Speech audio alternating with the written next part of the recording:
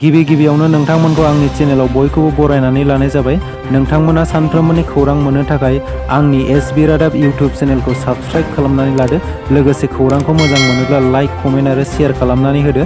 आंनि बे खौरांफोरखौ मोजां मोनगोन आरो खौरांफोरखौ जोबजासिम खोनासंलांगोन होननानै आसा खालामनाय थाबाय। दानिया नोंथांमोना खौरांखौ खोनासंलांदो। दिनैनि गिबि खौराङाव दं दुलाराय बर' फरायसा आफादा गुवाहाटी मुलुगसोलोंसालिया थांनाय 5 जुलाइआव 5 इयार इन्टिग्रेटेड कर्स फोसावनायाव बर' मेजरखौ नेवसिगारनायनि थाखाय गुवाहाटी मुलुगसोलोंसालिनि भाइस चेन्सेलरनो गोसोखां बिलाइ गथायदों। बे गोसोखां बिलाइ गथायनायनि गुबै थांखियानो जादों गुवाहाटी मुलुगसोलोंसालिया देग्लाय 2023 मायथाइनि निउ एकाडेमिक प्रग्राम लानानै 5 इयार इन्टिग्रेटेड मास्टार कर्सनि गेजेरजों फरायसाफोरनो BA, BSc, BVoc आरो MA, MSc, MVoc थाखोआव गुबुन गुबुन आयदायाव गोजौ सोलोंथाइ होनो थाखाय थांखि फोसावनायखौ दुलाराय बर' फरायसा आफादा गोजोननाय फोरमायदों। नाथाय दुखुनांथाव बाथ्राया बेसोदि गुवाहाटी मुलुगसोलोंसालिया आजावनाय 5 इयार इन्टिग्रेटेड मास्टार कर्सआव बर' आयदाया मेजर हिसाबै सोसनजायाखै, जायनि जाहोनाव गोबां बर' आयदायाव मेजर साबजेक्ट लानानै सोलोंथाइ लानाय फरायसाफोरा गोजौ सोलोंथाइ लानाय खाबुखौ मोननायनिफ्राय जानगाराव थानो गोनां जादों।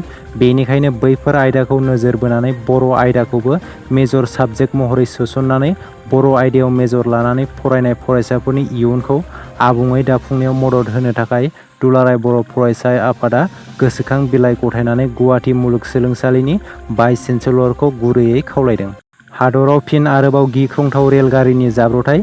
उरिष्या, आसामजों लोगोसे फिन आरोबाव तेलेंगानायाव गिख्रंथावै गंथाम ट्रेननि दाबाया अर खामनानै सेवहांगार जादों। फालाकनुमा एक्सप्रेस मुंनि ट्रेननि गंथाम दाबाया तेलेंगानानि यादाद्रि भुबानगिरि जिल्लानि सिङाव थानाय बमाइफुली आरो यागिदिपाली स्टेशननि गेजेराव बे गिख्रंथाव अर खामनाय जाथाया जादों।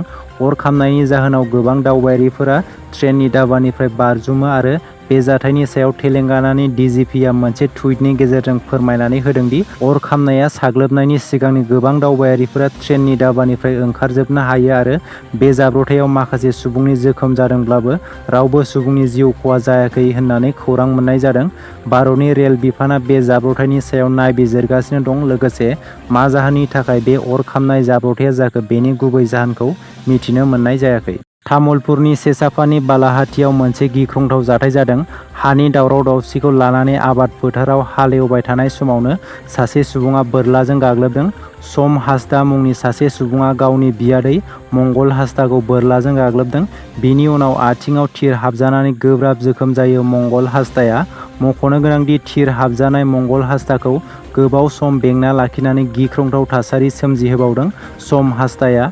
बेनि उनाव पुलिस आरो ओनसोलनि सुबुंफोरा जाथायनि खौरां मोननानै थिर गावजानाय मंगल हासदाखौ रैखा खालामनो हायो।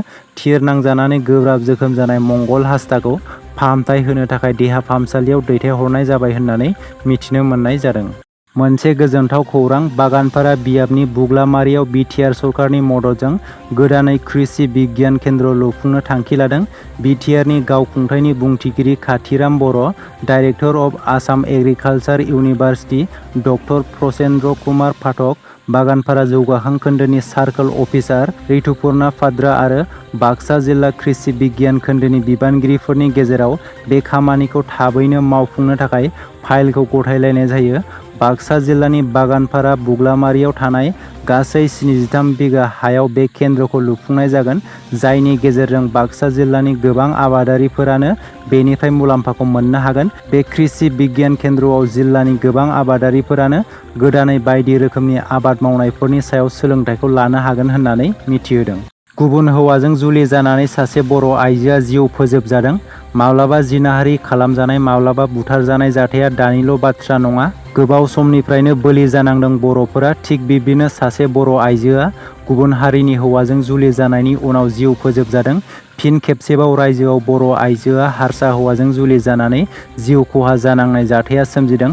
बे दुखुनांथाव जाथाया जादों धेमाजि जिल्लानि गगामुख 1 नं खदमगुरि गामिनि बिफा रुंसारि दनेस्वर सोरगियारिनि फिसाजो दिम्पोल सोरगियारिया लखिमपुर बरदै गिलामारानि प्रणब तामुलीजों मोजां मोनलायनानै जुलि जाहैदोंमोन। दुखुनांथावदि थांनाय सानखालि मोनाबिलिनि समाव दिम्पोल तामुली सोरगियारि आरो बेनि 2 बोसोर बैसोनि फिसाज्लानि गोथै देहाखौ न' खाथिनि फुख्रिनिफ्राय बोखांनो हानाय जादों। बे जाथायखौ लानानै नखर आरो गामिनि रायजो राजाफोरा फाव फान्दायनानै जिउ फोजोबदों होननानै सन्देह खालामदों, नाथाय बेनि थार जाहोनखौ मिथिनो मोननाय जायाखै। न'खरनि सुबुङा फोरमायनाय बायदिब्ला माखासे भिडिअ भाइरेल जानायखौ लानानै दावराव जादोंमोन होननानै फोरमायदों आरो सिगांनि समफोरावबो बुलाय सोलाय जाबाय थायोमोन होननानै फोरमायबावदों। जाथायखौ लानानै दा पुलिस बिफानाव आर'जलाइ गथायदों होननानै फोरमायथिदों न'खरनि सुबुङा। दिनैनि खौराङा एसेनोसै। आसा खालामो नोंथांमोना खौरांखौ खोनासंनानै मोजां मोनबाय। खौरांखौ मोजां मोनदोंब्ला मोनसे लाइक खालामदो। लोगोसे सानफ्रोमबोनि खौरां मोननो थाखाय आंनि SB रादाब इउटुब चेनेलखौ साबस्क्राइब खालामनानै लादो। गोजोन्थों।